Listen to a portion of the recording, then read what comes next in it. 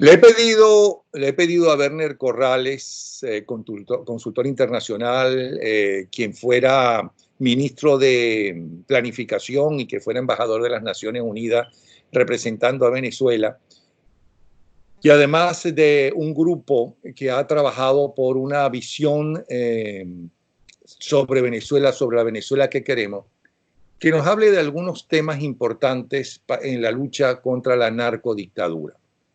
Fíjense que yo siempre he hablado de la narcodictadura. Yo no estoy hablando de que en Miraflores hay políticos. Siempre les digo que ese es el grave error. Ahí no hay políticos. No nos estamos enfrentando a una dictadura tradicional, a unos políticos malos, buenos, corruptos, lo que sea. Estamos enfrentados a una banda de delincuentes. Él es Werner Corrales. Werner, ¿unirse con quién? Hay que unirse. Todo el mundo dice hay que unirse. ¿Okay? O casi todo el mundo, pero ¿unirse con quién? Ya, yo creo que los venezolanos efectivamente tenemos que unirnos y tenemos que unirnos con todos, pero absolutamente con todos en la base. No hay que confundir la reconciliación en la que creo, porque creo que en la base de la sociedad ha habido mucho odio sembrado desde hace más de 20 años, pero la unión con las élites de quienes han sembrado todo ese odio, de quienes prácticamente han acabado con el país, de quienes sembraron la falta de valores y principios desde la escuela primaria, con esos no. Con esos no puede haber unión. Si nosotros vamos a construir una nueva Venezuela, una Venezuela basada en valores, esa no se puede construir en alianza con quienes no tienen valores y con quienes además de manera exprofeso destruyeron los valores de la sociedad venezolana. Entonces yo sí creo que la unión es importantísima, pero también pienso otra cosa. Yo oigo a veces a compatriotas o leo los mensajes que ellos mandan diciendo que el enemigo, el verdadero enemigo es el régimen, de manera que todos tenemos que ponernos detrás de los líderes. Eso es la verdad, pero eso no es toda la verdad, porque también son enemigos la corrupción, el sectarismo, la falta de transparencia. No podemos hacer caso omiso de esas tres virtudes que nos hacen falta a los venezolanos para construir una nueva Venezuela: transparencia, valores, compromisos para la unión. No podemos olvidarnos de ellos. Sí tenemos que enfrentar al régimen, pero pretender hacer una unidad con corruptos, con sectarios, con gente que ha destruido todas las bases de la democracia, esa unidad no nos sirve. Ahora bien, muchísima gente, y de hecho mucha gente que nos está escuchando, ¿no? Piensa que no importa con quién nos unamos, perdona, lo que importa es tumbar al narcorrégimen. No importa unirse con narcotraficantes o gente acusada de narcotráfico, de estar complicadas con el narcotráfico. No importa unirse con sectarios. No importa unirse con gente que no tiene la misma ética, la misma moral que te enseñaron en tu casa, sino que el enemigo es uno solo. Y hay que unirse con ese enemigo. ¿Qué se logra con eso? Yo creo que unirse con el enemigo lo único que logra es la indiferenciación. Seremos entonces iguales a él. No, esa unidad de verdad no nos sirve. Yo creo que aquí hay que diferenciar además dos cosas, me perdonas, Napoleón. En la lucha contra el régimen actual es válido que nos unamos sin hacer ninguna crítica a quienes han demostrado ser corruptos, a quienes han demostrado estar en connivencia con el régimen, etc. ¿Qué nos acaba de pasar apenas hace 2 semanas? Era válido que por luchar contra el régimen nos estuviésemos uniendo o propiciásemos una unidad que no los diferenciase a todos estos corruptos. En todo momento hay que exigir a los líderes transparencia y rendición de cuentas, aún en el momento de luchar contra el régimen. Sí hay que luchar contra el régimen. Sí hay que apoyar a unos líderes, pero esos líderes tienen que ganarse el liderazgo y tienen además que ganárselo todos los días, siendo transparentes, no siendo sectarios, no siendo corruptos, luchando contra la corrupción. Esa es una primera parte. La otra es, hay que unirse con gente del régimen. Por Dios, ¿cómo vamos a hacer para salir de ellos si tenemos que aceptarle, por ejemplo, que esté un presidente actual TSJ del régimen? Ese es el peor ejemplo de la prostitución de la justicia. Vamos a hacer un acuerdo para que el Tribunal Supremo de Justicia siga estando encabezado por semejante ejemplo. Yo no sé por qué se está en esta desesperación de llegar a un acuerdo de cualquier tipo, aún con la gente que está en el régimen. En favor de la idea de la transición, y es verdad que muchas transiciones se han hecho haciendo que permanezcan algunas figuras, pero en favor de esa idea no se puede llegar al punto de aceptar cualquier cosa, porque entonces no hay transición. Una transición es un proceso. Pero perdona, cuando me dicen lo de la transición y ponen como ejemplo a Pinochet, a Franco o a Marcos Pérez Jiménez, ni Pinochet, ni Franco, ni Marcos Pérez Jiménez eran narcotraficantes. Se les puede acusar de ser dictadores, pero ellos querían en su país, ellos eran nacionalistas y ellos estaban allí para luchar y mejorar, según su punto de vista, su país. Pero la lucha no era contra narcotraficantes, la lucha no era contra terroristas, la lucha no era contra delincuentes, que es muy diferente. Tú no te puedes sentar con un narcotraficante. ¿Qué le puedes ofrecer a un narcotraficante? Que pueden seguir, si ellos no están en Miraflores, que pueden seguir siendo narcotraficantes. ¿Qué otra cosa le puedes hacer? Porque internacionalmente no pueden salir a ningún sitio. Es que precisamente a eso iba Napoleón. En cualquier instante, una transición es un cambio de una situación, de un estado A un estado B. En una transición que no es un cambio instantáneo, en cualquier instante intermedio de la transición se supone que coexisten algunos elementos del régimen inicial y del régimen final. Pero esos elementos, los elementos que coexistan, tienen que ser unos que permitan transitar hacia el régimen que queremos. Y el narcotráfico no lo va a permitir. Mira, Venezuela además no es el único ejemplo. Están los regímenes de Turquía, de algunos otros países del Oriente Medio. Lo que pasó en Bolivia, los narcotraficantes pertenecen a sistemas, a redes mundiales, donde lo importante es la acumulación de poder a través del dinero y acumulación del dinero que les da poder. Nosotros no podemos llegar a un acuerdo para una transición con quienes pretenden permanecer en el tráfico de drogas porque eso les da poder. Ok, pero ¿cómo convences tú no solamente a dirigentes venezolanos? ¿Cómo convences tú a los europeos? ¿Cómo convences tú a dirigentes democráticos de Venezuela y de otros países que podían llegar a acuerdos con Fidel Castro, que iban a cambiar, que Fidel Castro podía llevar el país a la democracia? 60 años han estado los europeos, ¿no?, jalándole bola, y me perdonan la vulgaridad, a los Castro. Bueno, ¿y ellos han cambiado? No, no han cambiado. Estoy hablando de narcotraficantes, estoy hablando de los Castro. Sí, ellos, para Cuba se hizo una práctica común desde que estaban en Angola, que el narcotráfico los ayudaba a financiarse. Y una vez que vino el periodo especial, cuando la Unión Soviética ya no les dio más apoyo, fue más importante para ellos y terminaron montándose sobre una red de narcotráfico que les permite a ellos.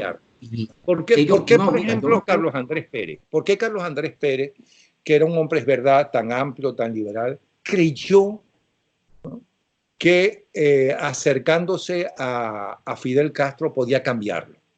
Y Carlos Andrés Pérez era un hombre talentoso, democrático, porque lo demostró montones de veces, ¿no?, y que estaba al día con lo que sucedía en el mundo y quiso demostrarlo en su segundo gobierno. ¿Por qué lo creen?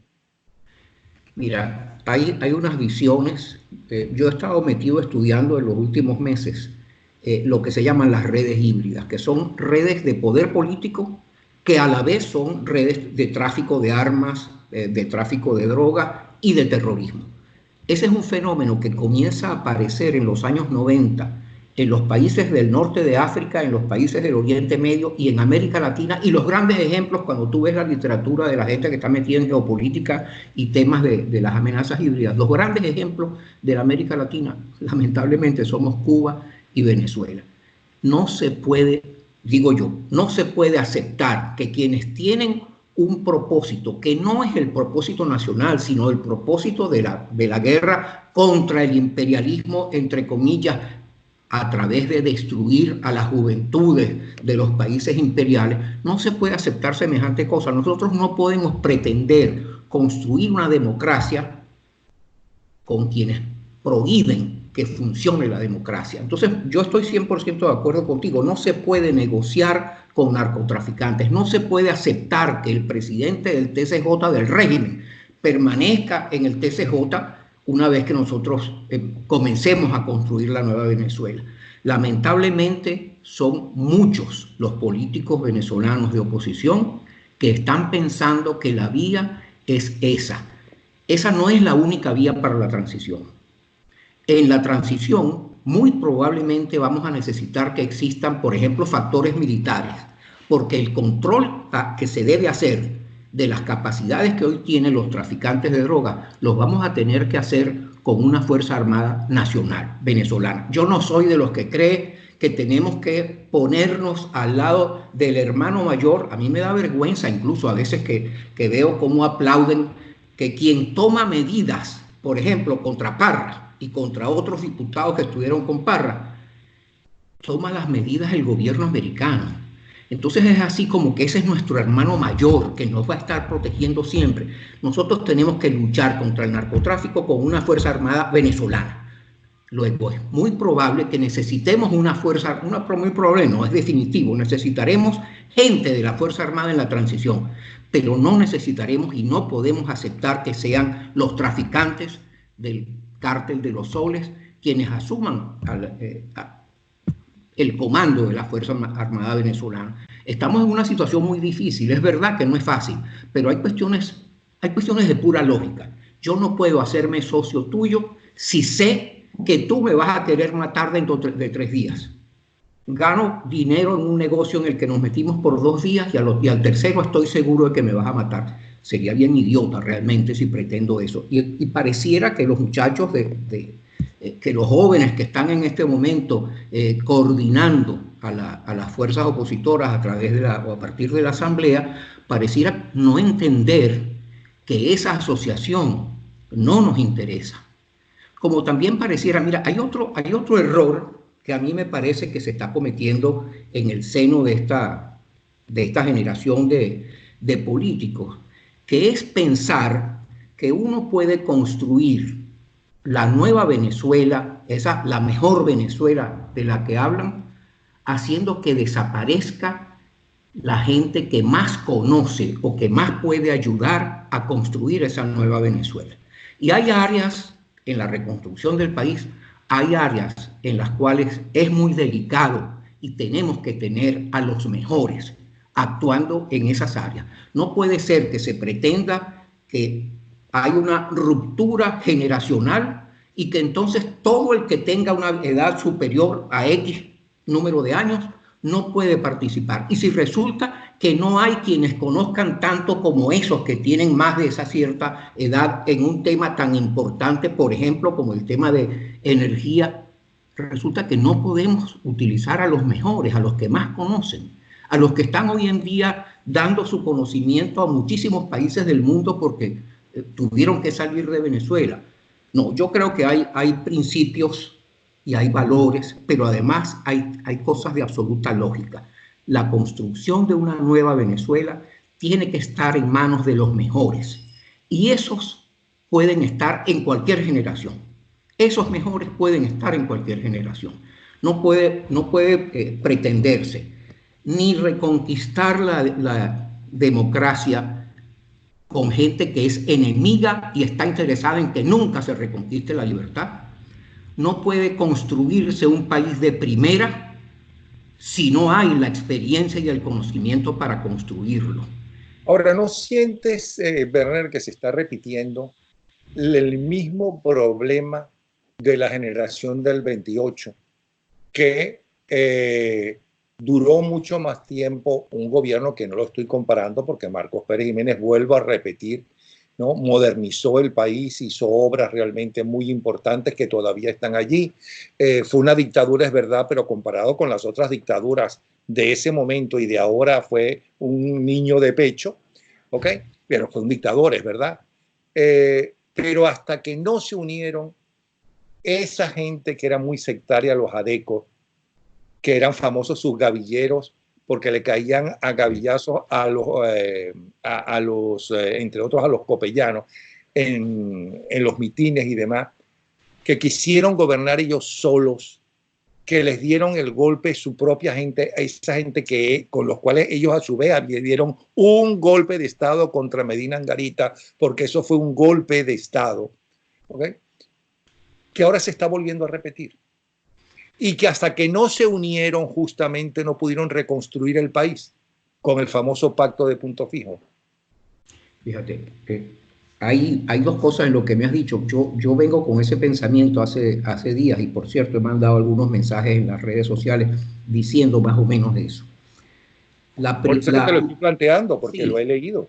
La juventud que movió, cuando se convirtió en líderes de la nación, que movió la construcción de la democracia, fue aquella juventud, eran unos muchachos cuando los carnavales de 1928, lo que se conoce como la generación del 28. Esos muchachos llegaron al poder en 1945 y fue tal el sectarismo que hubo dentro del gobierno conocido como el trienio ADECO, del 45 al 48, que cuando hubo el golpe militar, ni ni URD, ni COPEI, ni el Partido Comunista, ninguno de los tres salieron a defender al gobierno constitucional del presidente Rómulo Gallegos, porque estaban hartos del sectarismo, estaban hartos de la conducta sectaria de esos muchachos.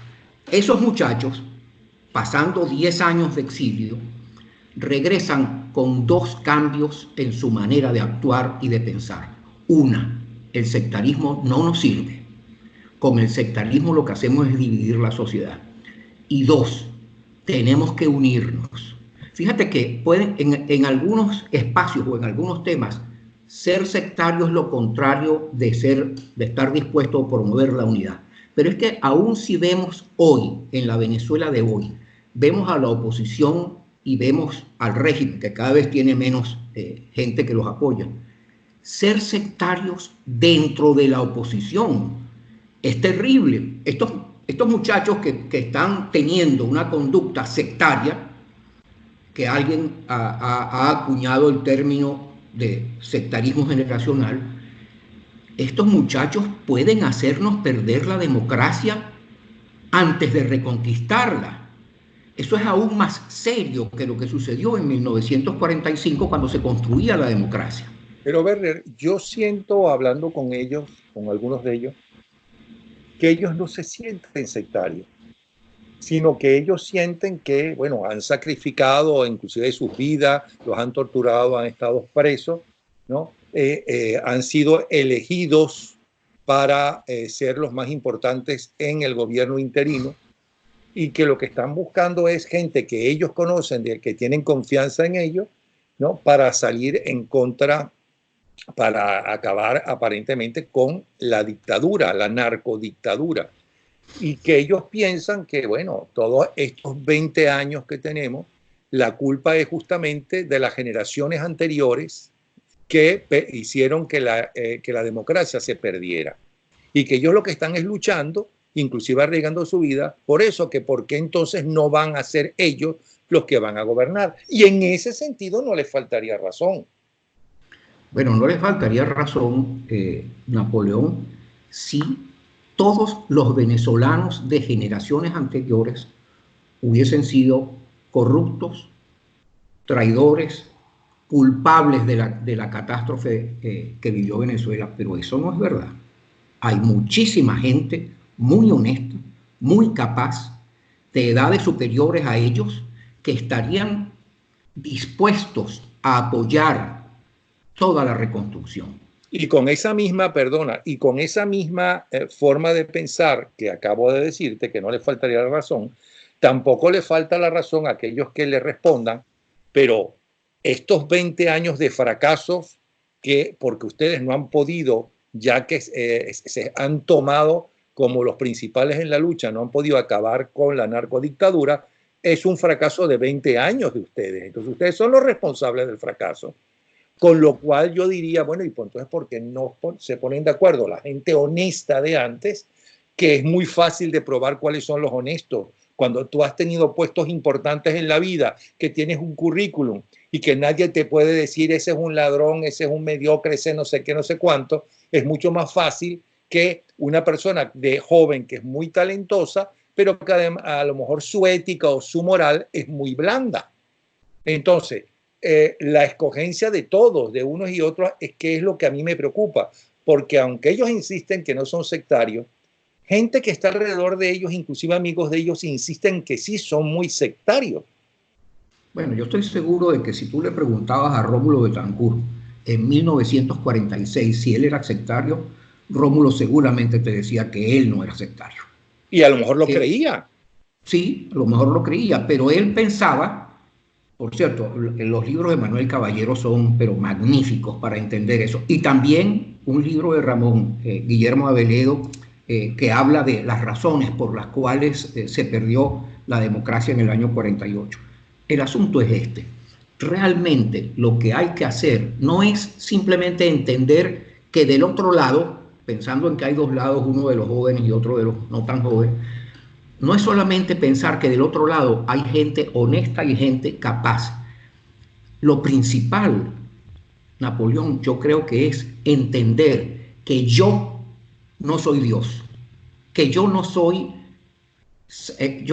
quien sabe de todo y que nadie puede saber más que yo.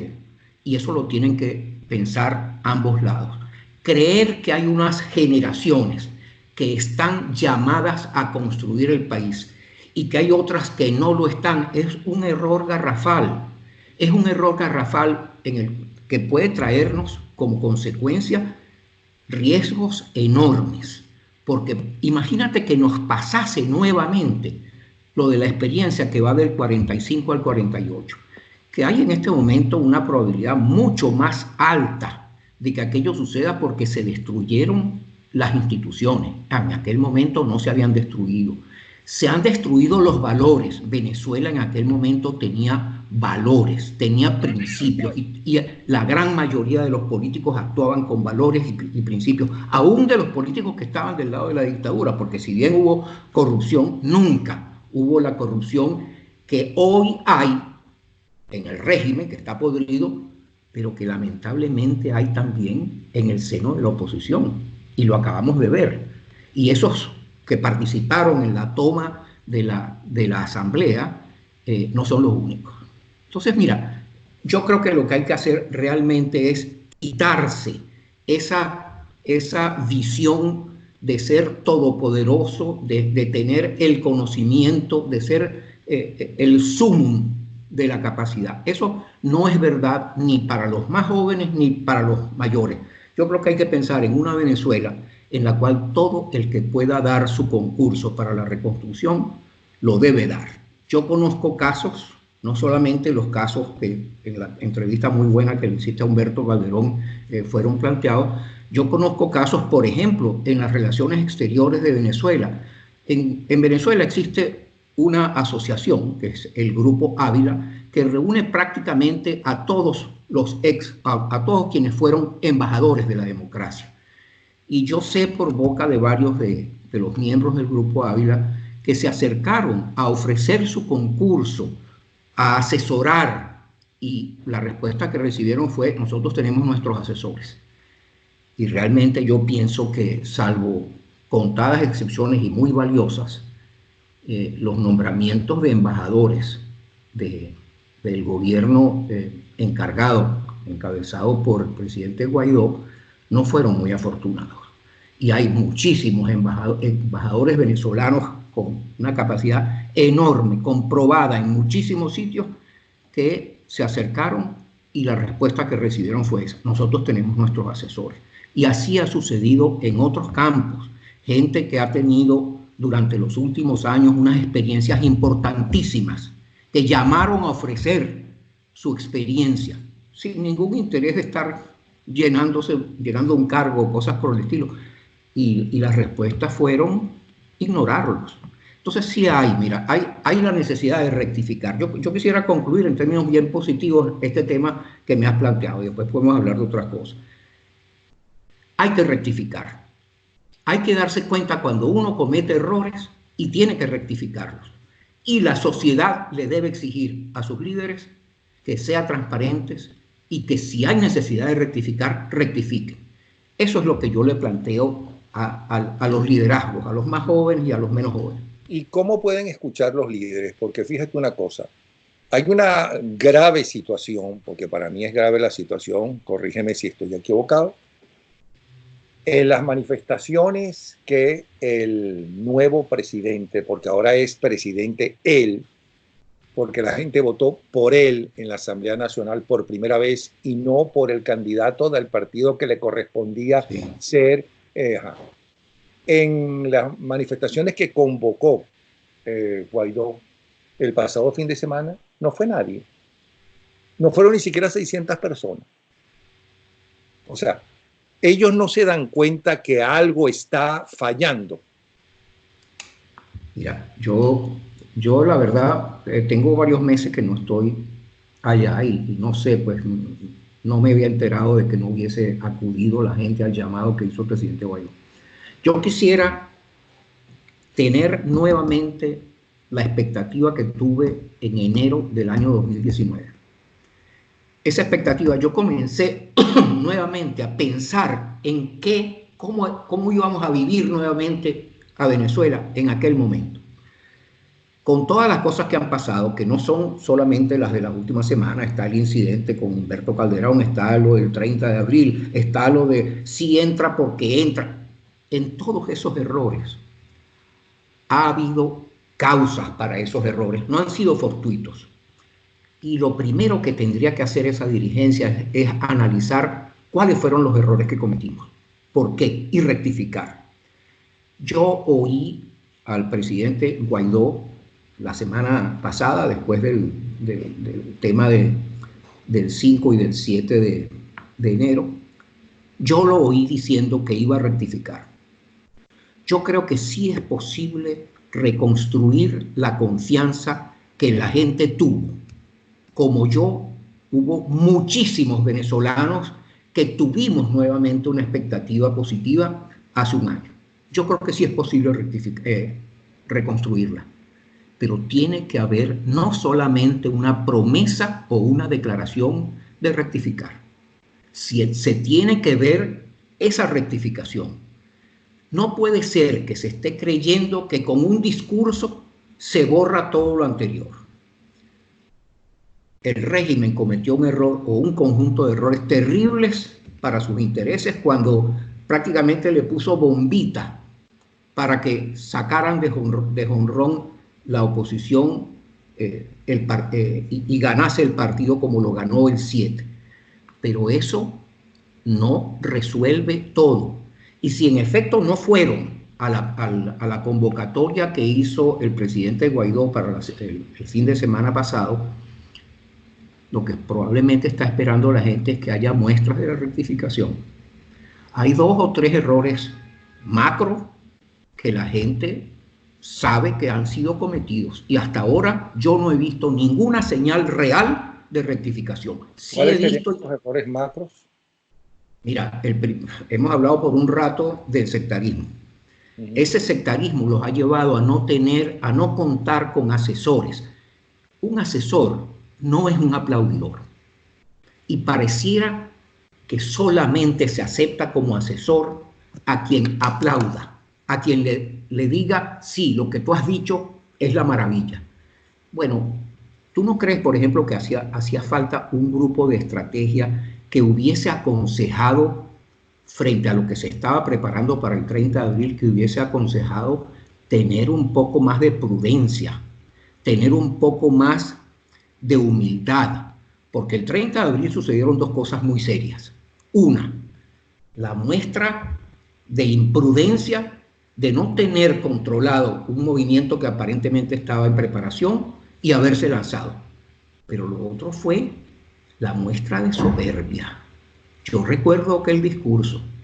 Era algo así como: todo lo que se ha hecho hasta hoy lo he hecho yo. Y quien está al lado mío no hizo nada de eso. Bueno, la soberbia, es decir, la falta de humildad y la falta de una asesoría que los ayude a pensar en estrategia. Y en Venezuela hay muchísima gente muy buena en estrategia. Eso es un ejemplo de lo que pasó el 30 de abril. De lo que pasó el 24 de febrero, yo te diría haber creído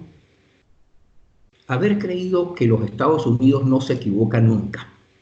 Y en la historia política internacional, como a todos los países o a todos los regímenes, hay unos cuantos errores importantes que ha cometido los Estados Unidos, y uno de ellos fue pensar que las Fuerzas Armadas venezolanas, al saber que los Estados Unidos estaban apoyando a Guaidó, se iban a entregar e iban a decir: sí, entre toda la ayuda y ahora me pongo del lado de Guaidó. No haber tenido, esos dos ejemplos que te acabo de dar, se pueden resumir en no haber tenido un equipo de estrategia venezolano que los hubiese apoyado. Yo no sé si hoy en día existe, si se ha creado, si se ha construido ese equipo de estrategia. No una persona, no 5 personas que estén aplaudiendo y diciéndole: oye, qué bien lo que tú has dicho. Un grupo de gente que sepa proponer, porque un asesor para lo que sirve es para ayudar a tomar mejores decisiones. Si yo soy asesor tuyo, yo no voy a tomar decisiones por ti, Napoleón, pero te voy a dar información, aunque haya información que sea crítica, aunque yo te esté diciendo cometiste un error, te voy a generar información que a ti, si tienes la suficiente humildad para rectificar, que a ti te puede servir para rectificar y no volver a cometer los errores. Yo creo que estamos girando siempre alrededor de lo mismo. Hay que tener un grupo de gente que conozca, que tenga capacidad estratégica, que los apoye. Y por otra parte, ellos dicen e insisten, porque me lo han dicho, que sí, que no es verdad que no están escuchando a gente de otras generaciones. Y ahí está, por ejemplo, ahí estaba Calderón Berti, ahí está Iván Simonovic, ahí está Tarre Briceño. Ellos hablan de muchos de esos embajadores que no es ni remotamente de su generación, que tienen asesores inclusive en petróleo, que son de otras generaciones. Y niega, en el caso de John Goycochea, que lo entrevisté hace unos días, él niega eso, de que él dijo que los mayores de 50 años no tienen nada que hacer con Petróleos de Venezuela, e insiste que eso sería una torpeza decir semejante cosa.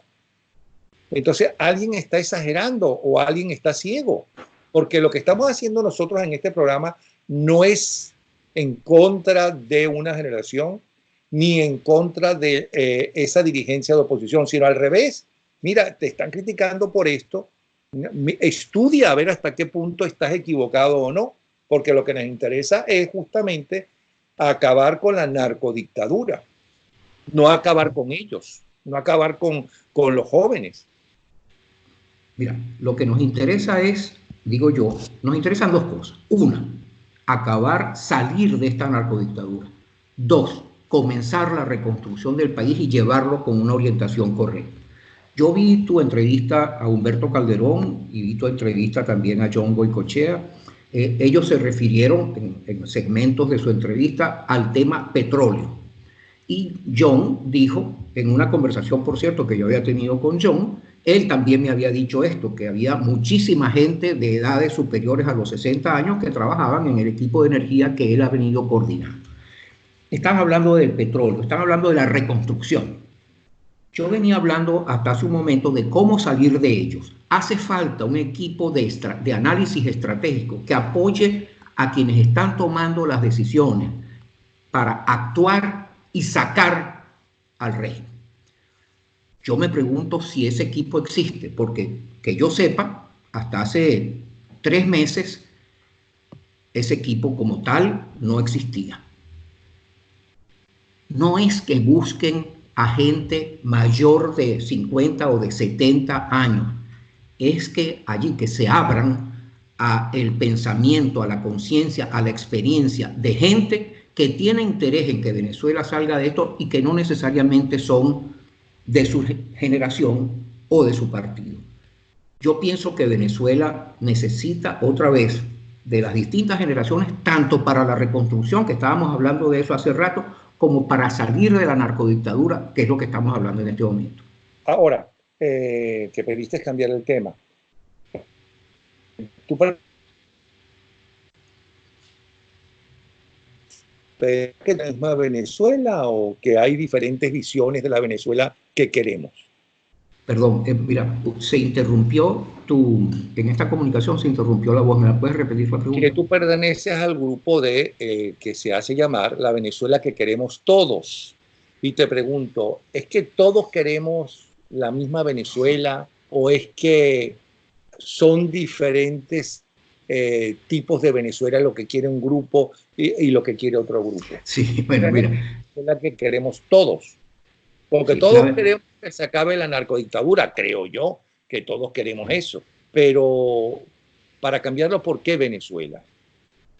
Bueno, mira, primero que nada te respondo con una cuestión menor, pero es importante decirlo. La Venezuela que queremos todos fue una alianza que hicimos entre 7 ONGs venezolanas que durante 9 años estuvimos trabajando juntos.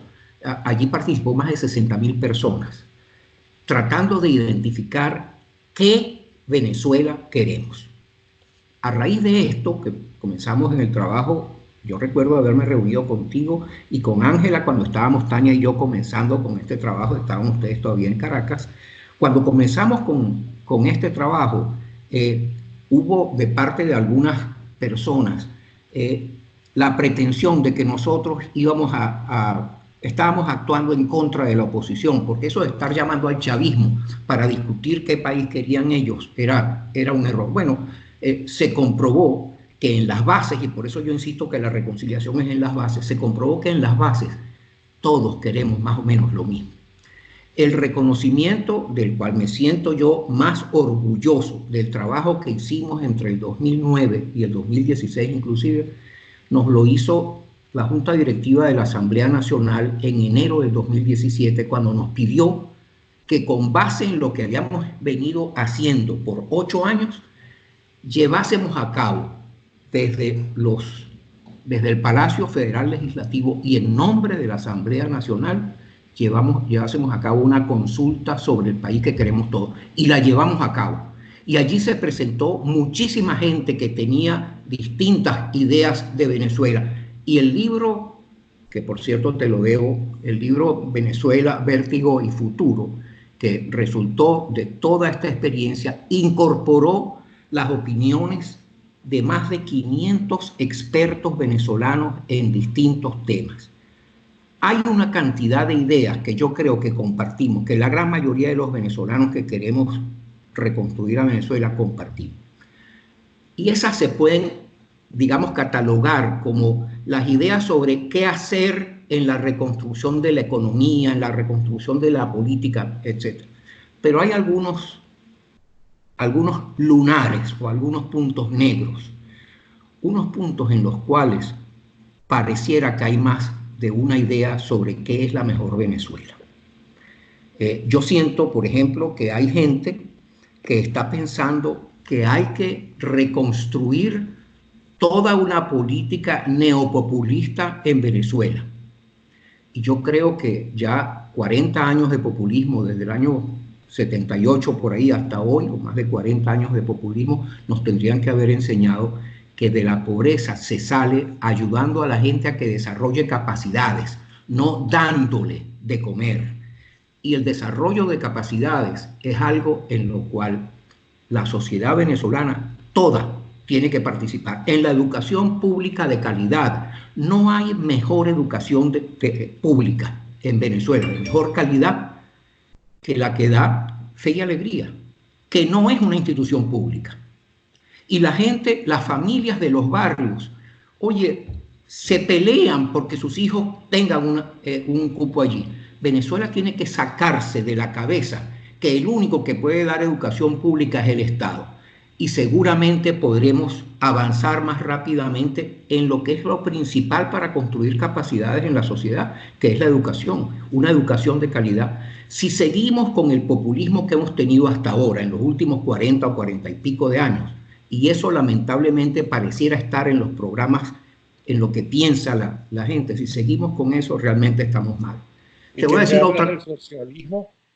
¿Del socialismo?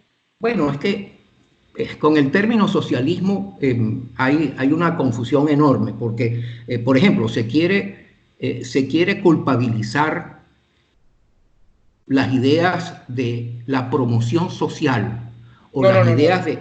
Cuando hablo de socialismo quiero decir que el poder para la dirigencia política, que el Estado sea el dueño del petróleo, el dueño de la minería, el dueño, bueno, y se llegó en el caso de Chávez Frías hasta de las areperas.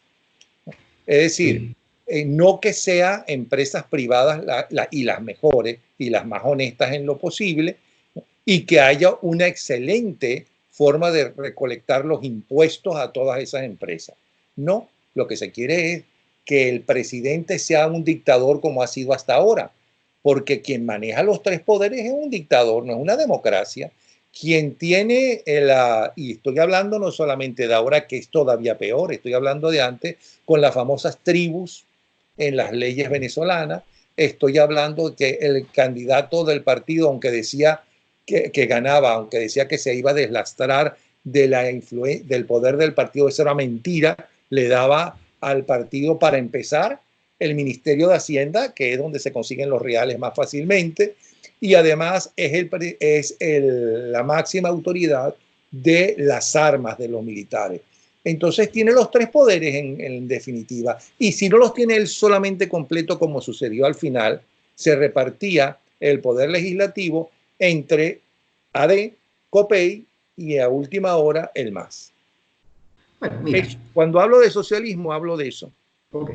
Y yo creo que tanto tú como yo queremos hablar del futuro. Tú me preguntaste si era que había más de una idea de la Venezuela que queremos. Yo te decía que hay muchas cosas en las que pareciéramos estar todos o casi todos de acuerdo, pero que hay algunos puntos en los que no.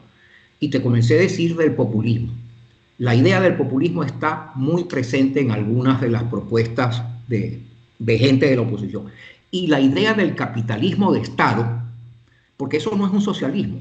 El que haya un Estado que es dueño de las grandes industrias con el supuesto argumento de que son industrias estratégicas, eso es un capitalismo de Estado. Eso está presente en las ideas de algunos de los candidatos que están in pectore todavía.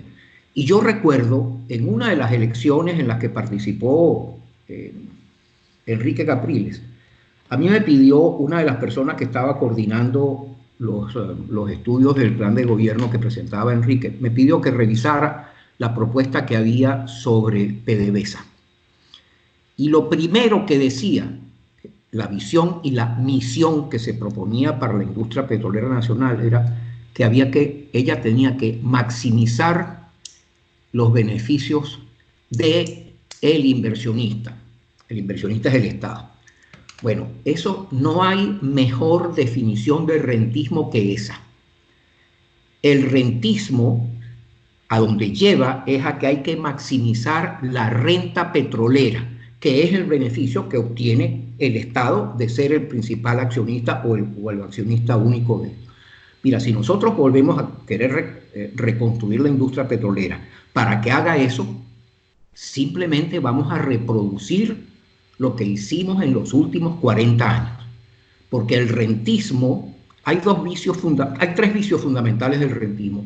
Uno es que en lugar de promover la economía productiva, promueve la captación de renta por el Estado y a partir de allí la distribución de renta para que la capten los empresarios, la capten los trabajadores y para que la renta sea un instrumento del populismo.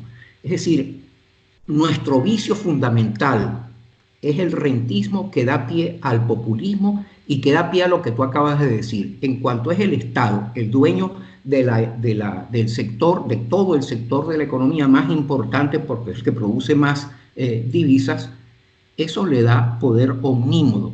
Yo pienso, hay que ser bien claros, yo pienso que eso tiene que acabarse. Yo pienso que hay que encontrar... el estudio que ustedes hicieron, la mayoría piensa eso. Porque estamos hablando del estudio que hicieron sobre la Venezuela que queremos todos. Sí, visión compartida de país. Mira, allí hubo planteamientos de distinto tipo, pero en particular con relación a petróleo, los acuerdos finales a los que llegamos era que el Estado, mira, el Estado tiene por la Constitución, el Estado es el dueño de los yacimientos. Pretender vender los yacimientos es una locura. Tú no puedes vender los yacimientos más importantes del mundo, no los puedes vender. No hay quien te pueda pagar el valor de esos yacimientos. Y si te lo pagasen, se produciría una indigestión económica en Venezuela. La única manera de hacer que la economía petrolera, que la industria petrolera sea manejada por el sector privado, no es entregarle los yacimientos. Los yacimientos pueden seguir siendo del Estado y debes tener un órgano regulador que diga qué puede hacer el Estado y qué pueden hacer los privados. Y ese órgano regulador debe ser independiente. Debe ser independiente, como por cierto las experiencias que hubo, por ejemplo, en Venezuela con relación al órgano de procompetencia o al órgano de antidumping. Yo era ministro de Fomento y el Ministerio de Fomento le pasaba el presupuesto para que funcionasen estos dos órganos, pero ellos eran absolutamente independientes.